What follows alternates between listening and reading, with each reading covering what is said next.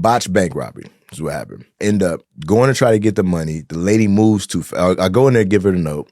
She moves too fast. She gets the note, reads it, and then goes to give me the money, but she's doing it really, really fast. And as she's doing it really, really fast, a loan officer behind her, is like, why is she moving that? Like, that's weird. And I'm thinking either she was panicking or she was trying to let him know. Either way, either she's panicking or she's signaling. Either way, So Genius, the loan officer, kind of sees and he wants to be a hero. So I have on really, really dark shades.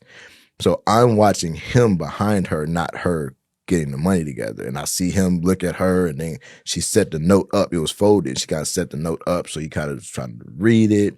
And I was like, oh man, he's about to do, he jumps the counter. He tries to jump the counter. So she gives me the envelope. By then I had like a big manila envelope. I haven't put the money in. So she gives the envelope and I go to turn. And when something just says like, turn back around.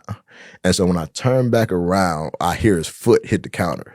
And he's trying to like come over and jump on my back because he's there I'm going. So I just turn in time and I kind of flip him. I use his momentum to go over.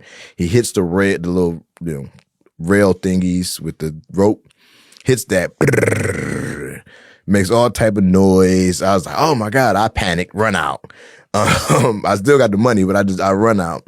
I use a park like maybe like 2 or 3 like blocks down, just enough where I can kind of maneuver and hop in the car real quick and get out.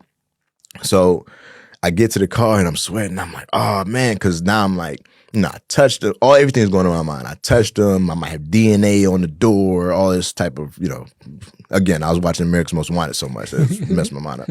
So I was like, man, I got to get out of town. I was like, but I can't just go out of town on my own because it's going to look suspicious. So I was like, hey, I was really paranoid at that point in my life. So I was like, hey man, hey, you want to go to Atlanta? Because I had friends that went to Clark, Atlanta. I was like, you want to go to Atlanta? He was like, man, yeah, sure. So I was called the airport. We got the flights and everything. He was like, I don't have any money. I was like, don't worry about it. I got it. We're just gonna go. And then I thought about it after I called the airport. I was like, I don't want to leave from this airport again.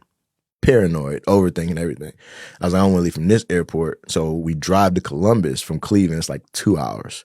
So we drive from Cleveland to Columbus and catch the flight from Columbus to Atlanta to hang out. So that's when I had to tell him, hey, this is what I've been doing, or this is what I did. I didn't tell him this is what I've been doing. I said, this is what I did. This is what happened.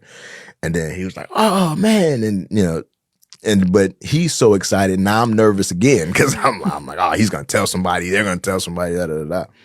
So, but he didn't. But I ended up, like I said, he was staying with me we were staying together probably like 6 months at that point. So we were going to school, same school and everything. So he was like, I didn't, by the time once I got arrested, he was like, I didn't know this is what you were doing. I was like,